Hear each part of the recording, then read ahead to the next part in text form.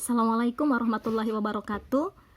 Kita akan belajar menggunakan aplikasi GeoGebra ya. Kita akan menggambar vektor dengan menggunakan GeoGebra. Langkah awal kita harus download di Play Store ya. Kita pilih GeoGebra for Android. Kita pilih yang GeoGebra Calculator Suite. Nah, di sini saya sudah menginstal sehingga langsung kita pilih saja buka ya. Nah, akan muncul seperti ini, graphing, 3D kalkulator, geometri, CAS. Nah, kalau kita ingin menggambar vektor pada dimensi 2, yang kita pilih adalah graphing. Tetapi jika kita ingin menggambar vektor pada dimensi 3, maka yang kita pilih adalah 3D kalkulator.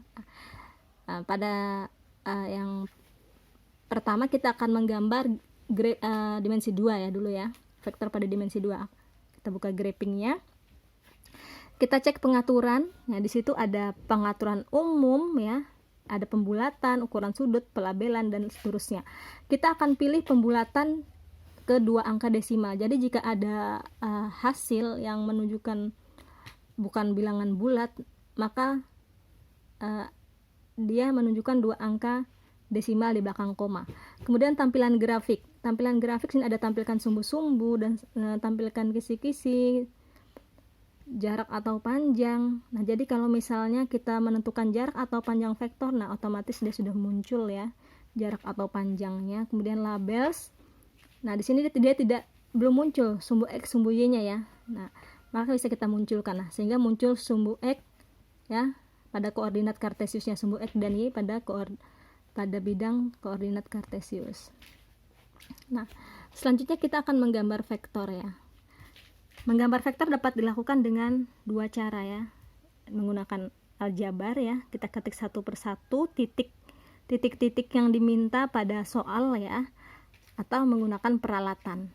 Nah, jika kita menggunakan ketik ya di sini, misalnya dari titik O dia minta O, maka dia akan muncul titik O itu berada pada titik 0,0 pada bidang koordinat kartesius. Kita lihat ya.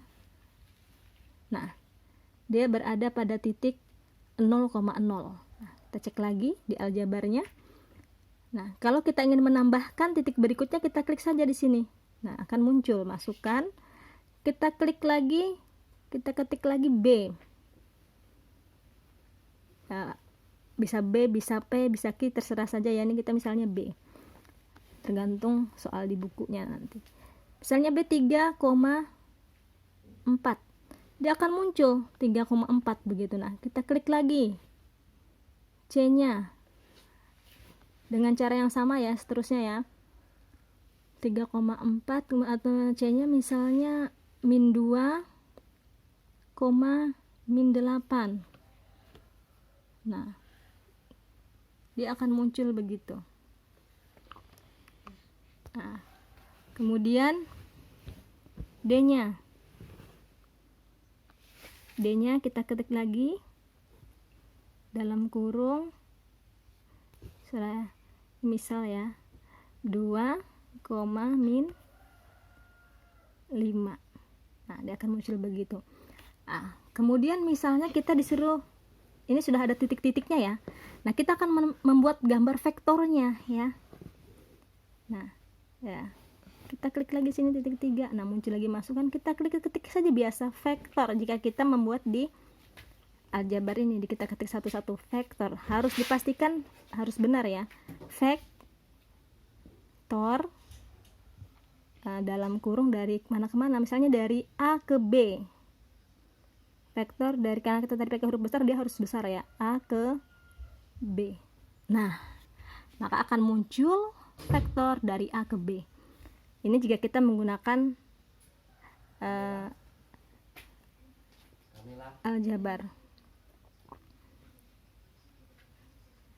Nah, kemudian ini vektor A ke B nya dia membentuk vektor posisi, vektor kolom ya.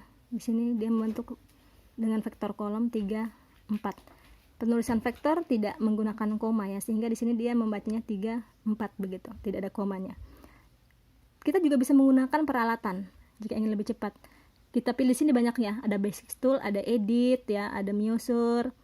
Nah, kita akan pilih length ya, vektor di antara dua. Nah, di situ kita lihat vektor di antara dua titik.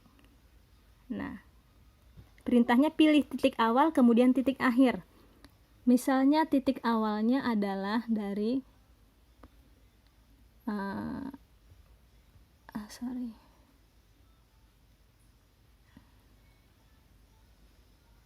sensitif.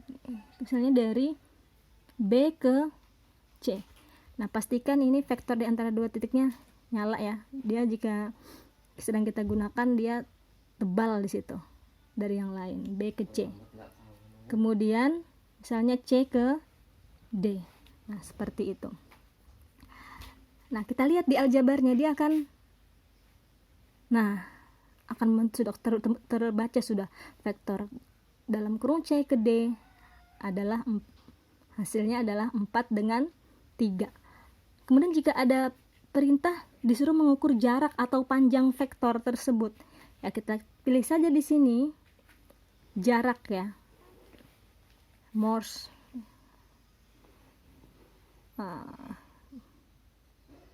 Nah, ini measure ya, jarak atau panjang. Misalnya dari B ke C, kita klik saja B ke C. Akan muncul panjang B ke C adalah 13. Ya. Atau A ke B akan muncul, karena A tadi dia baca sama dengan O, maka OB sama dengan 5 dan seterusnya. Nah, bagaimana jika kita disuruh mengukur derajatnya atau sudutnya? Ya, kita klik saja sudut dengan ukuran. Nah, pilih titik pembuat kaki, titik sudut dan masukkan sudut. Misalnya di sini ya, kita klik. Nah, berlawanan arah jarum jam 45 derajat. Nah, langsung seperti itu. Sangat mudah sekali ya kita belajar saat ini dengan menggunakan teknologi.